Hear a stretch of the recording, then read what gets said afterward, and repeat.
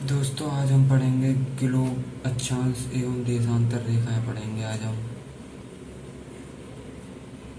ये टॉपिक बहुत ही सरल टॉपिक है और हर एक एग्जाम में पूछे जाते हैं यहाँ से सवाल। जियोग्राफी का महत्वपूर्ण टॉपिक है ये ग्लोब अक्षांश और देशांतर। आज की वीडियो हमारा पार्ट 1 है। इसमें हम ज़्यादातर फोकस अक्षांश रेखाओं पर करेंगे, फिर दूसरे वीडियो में हम देशांतर रेखाओं पर फोकस करेंगे। थोड़ी हम पृथ्वी के बारे में जान लेते हैं पृथ्वी के, फिर हम अक्षांश रेखाओं के बारे में आसानी से जान पाएंगे। हमारी पृथ्वी का आकार जियोड है, जिसको हिंदी में भूभाग कहते हैं। सूर्य से पृथ्वी क्रम के अनुसार तीसरे स्थान पर है। यानी कि अगर ये मान लो सूर्य है, यूनिवर्स में सूर्य, तो सूर्य के चारों ओर सभी ग्रह अपनी कक्षा में चक्कर लगाते हैं। इसी प्रकार ये पृथ्वी हमारी तीसरी कक्षा में सूर्य के चारों ओर चक्कर लगाती है। फिर ये है पृथ्वी यहाँ पे। इस प्रकार इसका क्रम हुआ सूर्य से तीसरे स्थान पर। पहले पे आता है मरकरी, दूसरे पे वीनस, फिर तीसरे पे आता है अर्थ, तीसरे स्थान पर। अब देखो, अक्षांश और देशांतर, यानी अक्षांश को इंग्लिश में कहते हैं लैटिट्यूड्स और देशांतर को इंग्लिश में कहते हैं लॉन्गिट्यूड्स का उपयोग पृथ्वी पर किस लिए किया जाता है। हम इन दोनों रेखाओं का उपयोग, हम इन दोनों रेखाओं को पढ़ते क्यों? हम इन दोनों रेखाओं को इसलिए पढ़ते हैं कि हमें पृथ्वी पर मान लो कोई भी बिंदु स्थान पे हमें जाना है, तो हम कोई आधार रेखा लेंगे जभी तो हम जा पाएंगे, उसके बिना तो हम जा नहीं पाएंगे। जैसे ये है पृथ्वी, मान लो हमें यहाँ पर जाना है, तो हमें किसी व्यक्ति को बताना मैं यहाँ पर हूँ, तो कैसे बताएंगे कि हम उत्तर से तो इतनी दूरी पर हैं और पश्चिम से या पूरब से इतनी दूरी पर खड़े हैं, जब भी तो हम उस स्थान को कि भाई इतनी दूरी पर है। जब उसको जो गूगल मैप है ना, गूगल मैप, वो जीपीएस इसी आधार पर काम करता है। लैटिट्यूड और लैंगिट्यूड, उसको रेखाओं को उसको पता होती है कैसे कौन सी रेखा कहाँ पे है, उसी के आधार पर हमें स्थान बताता है। गूगल मैप जीपीएस के द्वारा हमें लैटिट्यूड और लॉन्गिट्यूड रेखाओं के जरिए ही कोई भी स्थान को बता पाता है। अब आगे बढ़ते हैं।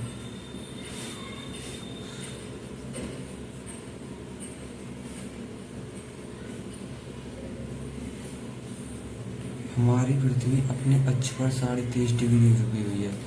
यानी कि हमारी ये है पृथ्वी और ये थोड़ी हमारी टिल्टेड है, टिल्ट है, झुकी हुई है। तो अपने अक्ष पर ये 23.5 डिग्री का कोण बना के झुकती है। 23.5 डिग्री झुकी हुई है, ऐसे करके 23.5 डिग्री ऐसे टिल्ट है हमारी पृथ्वी, झुकी हुई है अपने अक्ष पर, अपने अक्ष पर।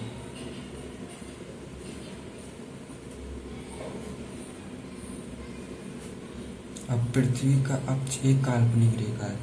ये जो अक्ष है ना, ये एक्सिस पृथ्वी का, इसको इंग्लिश में कहते हैं एक्सिस। ये वास्तव में कोई रेखा नहीं है, ये हमने पृथ्वी पर ऐसी कोई रेखा नहीं बनी हुई है, ये बस काल्पनिक है, एक संदर्भ रेखा है जहाँ से झुकी हुई है। हमने उसी को रेखा मान लिया है बीच से। वास्तव में तो पृथ्वी झुकी हुई है, लेकिन जिस लाइन से झुकी हुई है ना, जिस बीच सेंटर से हमने एक लाइन खींची है, यहाँ से झुकी हुई है, उसी को हम मान लेते हैं एक्सिस, जो कि एक इमेजिनरी लाइन है। हमने पढ़ने के लिए बनाई है ये, हमारी अपनी समझ के लिए। वास्तव में ऐसी कोई लाइन नहीं है पृथ्वी पर, वास्तव में ऐसी कोई रेखा नहीं है। अब आगे बढ़ते हैं।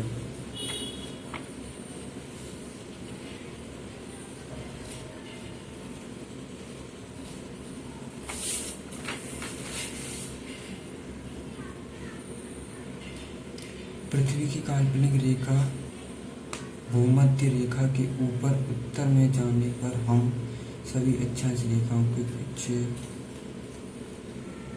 अभी देखो इस लाइन को हम समझाते हैं।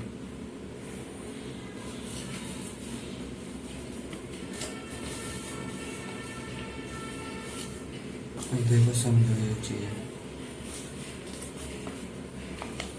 जैसे ये है हमारी पृथ्वी, ये 23.5 डिग्री अपनी अक्ष पर घूमी हुई है, झुकी हुई है, टिल्टेड है अपने एक्सिस पे, इसको इंग्लिश में एक्सिस बोलते हैं।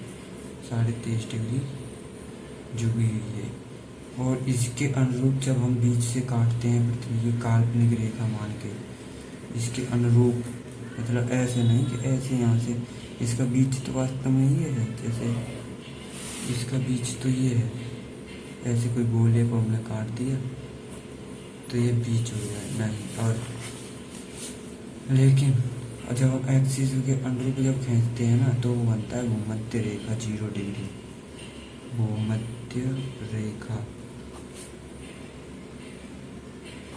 इसी के अनुरूप खींचेंगे, यहाँ से चालू होगी, यहाँ ऐसे नहीं है कि बीच तो ये है पृथ्वी का, ये बीच है ये वाला, यहाँ से हम काट ही नहीं सकते, इसके अनुरूप लेंगे ना, इसी के सामने आधार पर। इसको इंग्लिश में बोलते हैं EQUATOR, इक्वेटर। अब हम अगर इसके उत्तर में जाएंगे ना, उत्तर में कोई रेखा को बताना है, ये जो रेखा है ना ये वाली ऐसे, ये इनको बोलते हैं अक्षांश रेखाएं। ये जो पृथ्वी पे जितनी भी ऐसे करके रेखाएं हैं ना, ऐसे ऐसे ऐसे, और नीचे की तरफ जितनी है ऐसे ऐसे, ये सभी अक्षांश रेखा है। अच्छा 0 डिग्री के हम उत्तर में जाएंगे, ऊपर जाएंगे, तो इन सभी अक्षांश रेखाओं को हम उत्तर में कंसीडर करेंगे, इसलिए हम इन रेखाओं के पीछे नॉर्थ लगाते हैं, इन रेखाओं के मान के पीछे हम नॉर्थ। जैसे ही हम नीचे की ओर जाएंगे भूमध्य रेखा से, तो इसको हम सभी अक्षांश रेखाओं को साउथ में कंसीडर करते हैं, क्योंकि ये साउथ में है। भूमध्य रेखा में मेन रेखा है, मेन है, प्रमुख, यहीं से सभी रेखाओं का निर्धारण होता है।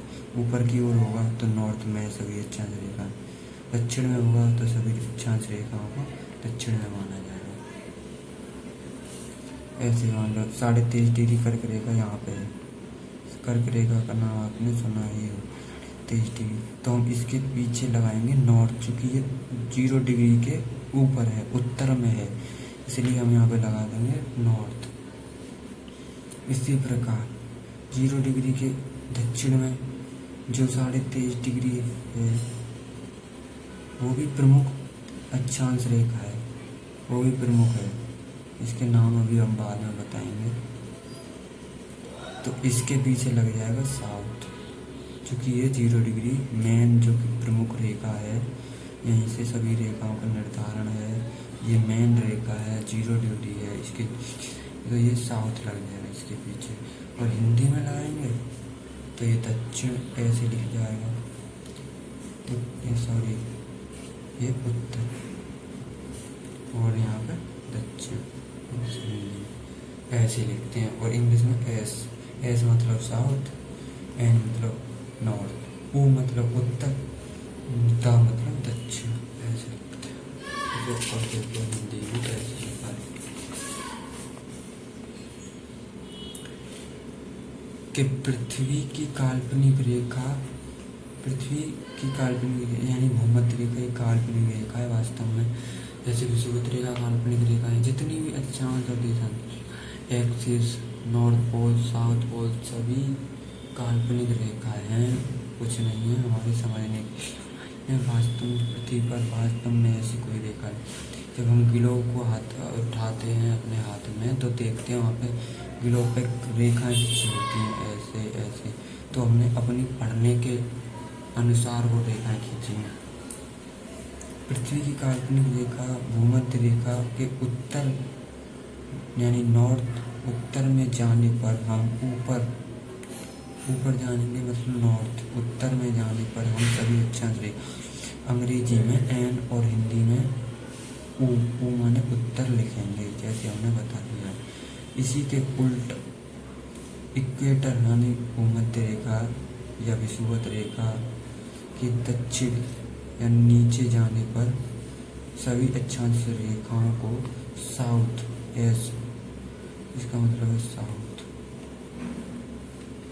और या हिंदी में दक्षिण, दक्षिण हिंदी में शॉर्ट फॉर्म में ऐसे लिखते हैं द पॉइंट से दर्शाते हैं। अक्षांश यानी लैटिट्यूड्स, अक्षांश की इंग्लिश है लैटिट्यूड्स, रेखाओं को अंश डिग्री में मापते हैं। जैसे मैथ में आपने पढ़ा होगा 90 डिग्री, 360 डिग्री वृत्त होता है, पूरा सर्कल जो होता है 360 डिग्री होता है, 360 डिग्री से ऊपर कोई कोण है नहीं, तो इसीलिए इसको भी हम अक्षांश रेखाओं को भी हम इसी डिग्री में मापते हैं, अंश से मापते हैं। डिग्री की हिंदी है अंश। ये देखो यहाँ पर एक्सिस के अनुरूप हमने खींची थी, बीच से एक्सिस के अनुरूप हमने पृथ्वी को बीचों बीच से काट दिया, जो बीचों बीच से काट दिया वो है 0 डिग्री इक्वेटर। ऊपर बढ़ेंगे तो सभी अक्षांश रेखाएं जितनी भी हैं वो नॉर्थ हैं, नीचे जाएंगे जितनी अक्षांश रेखाएं वो साउथ हैं। अब उत्तर अंश में मापते हैं हम, तो 0 डिग्री से हम ऊपर कितनी तक बढ़ सकते हैं, 90 तक ही तो बढ़ सकते हैं। आइए देखो एक कोण बनाया हमने यहाँ तक, यहाँ से बना लिया ऐसे, तो ये 1 डिग्री का कोण है, ये 2 डिग्री का कोण है, ये 3 डिग्री, ये 4 डिग्री, ऐसे मान लो ये 90 डिग्री है राइट एंगल, ये राइट एंगल है। अब 1 डिग्री, 2 डिग्री, 3 डिग्री, ऐसे करके हम ऊपर तक यहाँ तक पहुँच जाएंगे 90 डिग्री तक, और आगे तो जा नहीं सकते। फिर हम ऐसे इसके पूरे वृत्त बना लेंगे।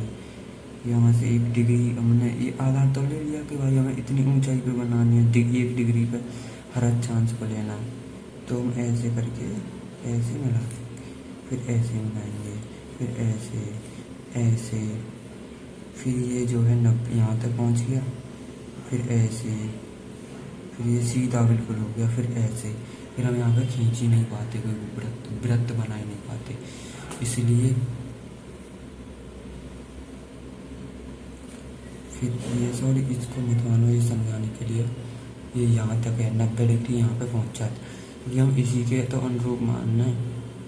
ये 90 डिग्री यहाँ पे पहुँच गया, ये 90 डिग्री यहाँ पे पहुँच गया, जैसे ऐसे ऐसे ऐसे यहाँ पे पहुँच गया। ये जो 90 डिग्री अक्षांश है, 90 डिग्री नॉर्थ अक्षांश, ये कुछ नहीं है, यही है पोल। पोल ये नॉर्थ में है, इसलिए इसको बोलते हैं नॉर्थ पोल। और इसी प्रकार हम नीचे को रेखा खींचेंगे, तो हम नीचे 90 डिग्री तक जा सकते हैं, 90 डिग्री 90 लाइन हम खींच सकते हैं, इससे ज़्यादा नहीं, क्योंकि लास्ट कोण 90 ही है। और जो लास्ट की 90 डिग्री साउथ, चूँकि ये भूमध्य रेखा के नीचे है, साउथ लैटिट्यूड जो होगी ना वो कुछ नहीं होगी, वो पोल होगा, ध्रुव होगा, ध्रुव होगा, उसे कहते हैं साउथ पोल। साउथ पोल कुछ नहीं है, देखो यहाँ पे लिख दिया है मैंने, कुल अक्षांश रेखाओं की संख्या होती है 90 ऊपर, भूमध्य रेखा के ऊपर 90 और भूमध्य रेखा के नीचे 90 और 1 यानी कि इक्वेटर, ये हो गई 90 90 180 और 1 इक्वेटर 181, टोटल अक्षांश रेखाएं हो गई 181।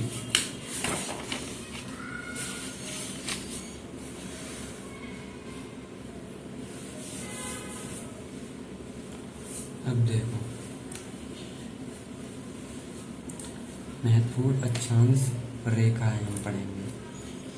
पृथ्वी पर महत्वपूर्ण अक्षांश रेखाएं हर जितनी भी 181 जो हैं, 181 अक्षांश जो हैं सभी महत्वपूर्ण नहीं हैं, कुछ महत्वपूर्ण रेखाएं हैं इनके बारे में वो अध्ययन करेंगे। महत्वपूर्ण अक्षांश रेखाएं यानी अक्षांश को इंग्लिश में बोलते हैं लैटिट्यूड्स। अब 0 डिग्री के नॉर्थ में हम जाएंगे 23.5 डिग्री पे, तो 23.5 डिग्री पे हमें एक रेखा मिलेगी, इसका नाम है 23.5 डिग्री, जो कि नॉर्थ में जा रहे हैं तो नॉर्थ लगा दिए, जिसका नाम है कर्क रेखा हिंदी में, इसका नाम है कर्क रेखा। इसको इंग्लिश में बोलते हैं tropic of cancer, tropic of cancer. इसी प्रकार 0 डिग्री के हम साउथ पे जब जाएंगे तो 23.5 डिग्री तक पहुंचेंगे, तो ये भी एक महत्वपूर्ण अक्षांश रेखा है, इसका नाम है मकर रेखा, हिंदी में है मकर रेखा, इंग्लिश में है tropic of capricorn, tropic of capricorn. तो हम आगे बढ़ेंगे।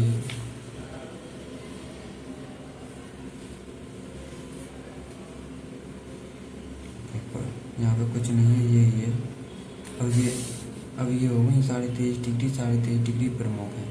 अब इसके ऊपर भी है, ऊपर भी बढ़ेंगे हम भाई, 0 से 1 2 3 4 5 6 7 8 9 10 20 23, यहाँ पर 23 पे पहुँच गए।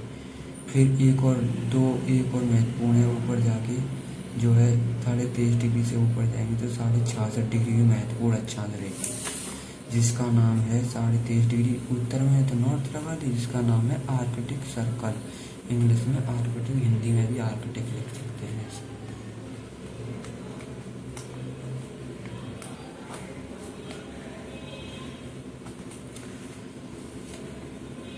अब ऐसे इसी प्रकार 23.5 डिग्री साउथ है, जिसका नाम है मकर रेखा, इसके नीचे जाएंगे तो ये भी महत्वपूर्ण रेखा है, जैसे नॉर्थ में है 66.5, ऐसे ही साउथ में है 66.5 डिग्री,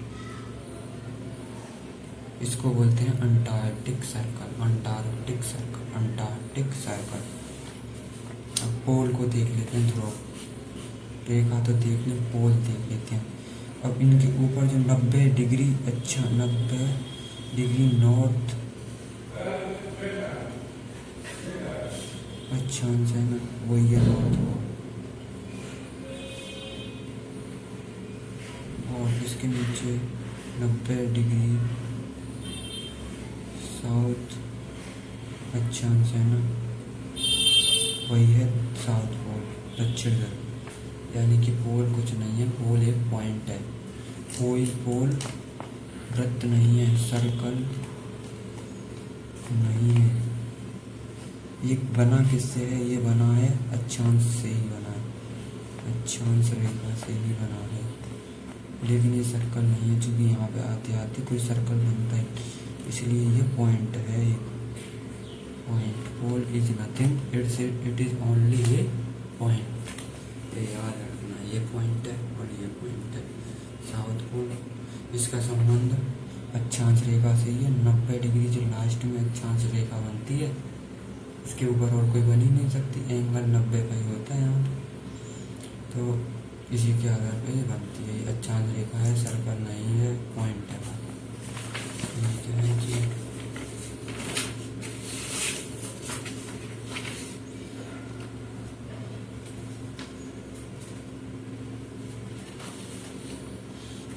अब हम पढ़ेंगे अक्षांश रेखा, पढ़ लिया।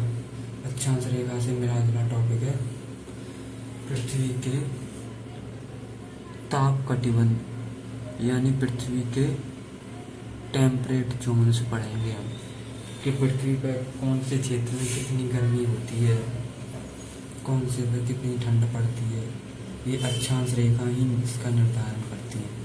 कैसे? देखो ऐसे 23.5 डिग्री नॉर्थ और 23.5 डिग्री साउथ के बीच में जितना भी क्षेत्र है ना,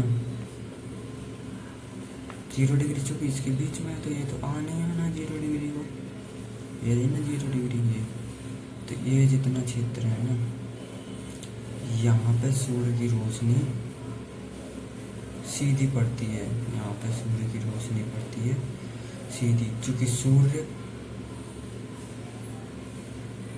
इसी के बीच में घूमता रहता है, इसी के बीच में, ये सन है, जैसे ये सन है, इसी के बीच में सूर्य घूमता रहता है, न इससे ऊपर जाएगा न नीचे, अपनी रोशनी ऐसे ही फैलाएगा, झुका हुआ है। पर यहाँ पे वर्ष में प्रत्येक अक्षांश पर एक बार तो सूर्य सिर के ऊपर आ ही जाता है, ये कंफर्म है।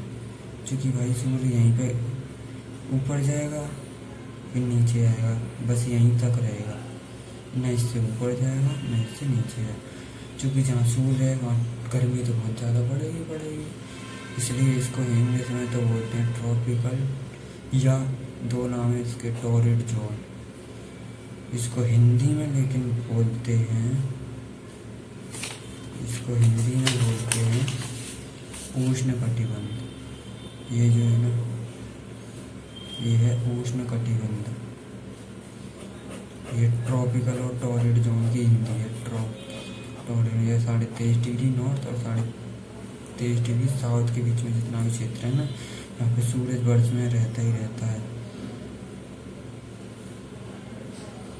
इस क्षेत्र में सूर्य की रोशनी लगातार पड़ती है वर्ष भर, तो यहाँ पे सबसे ज़्यादा गर्मी महसूस होती है, सबसे ज़्यादा गर्मी पड़ती है, इसलिए इसे बोला जाता है उष्ण कटिबंध।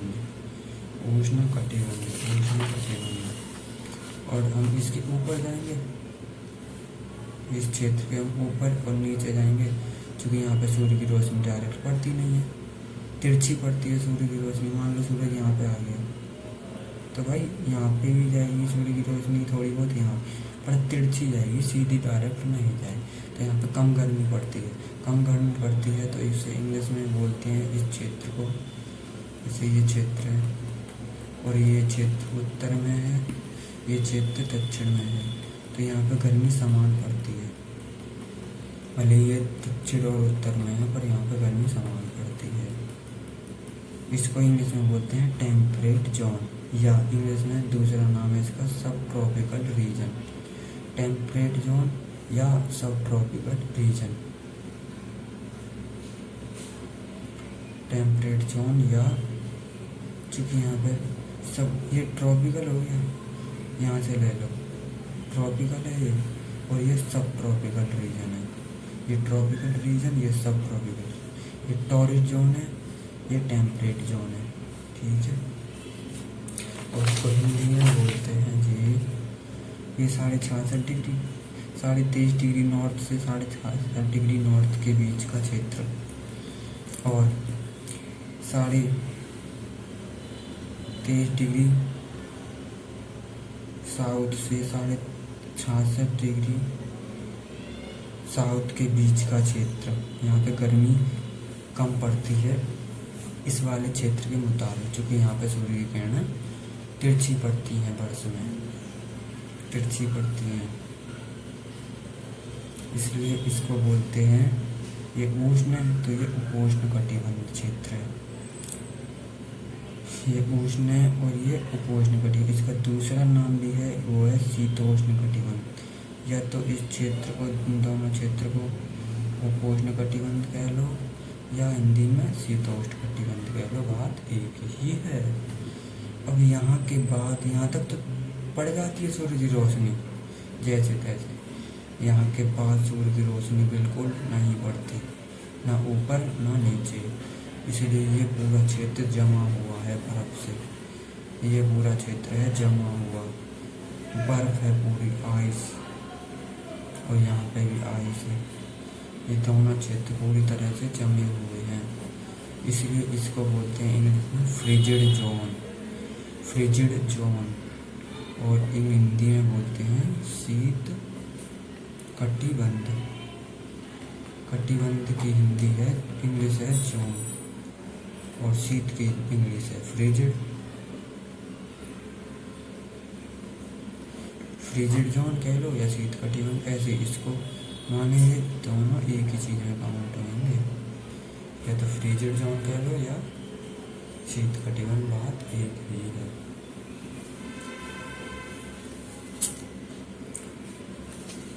तो इसी के बाद ये लेक्चर समाप्त होता है। इसके पार्ट 2 में हम देशांतर रेखाओं को पढ़ेंगे। आपको ये लेक्चर कैसा लगा कमेंट बॉक्स में ज़रूर बताएं। धन्यवाद।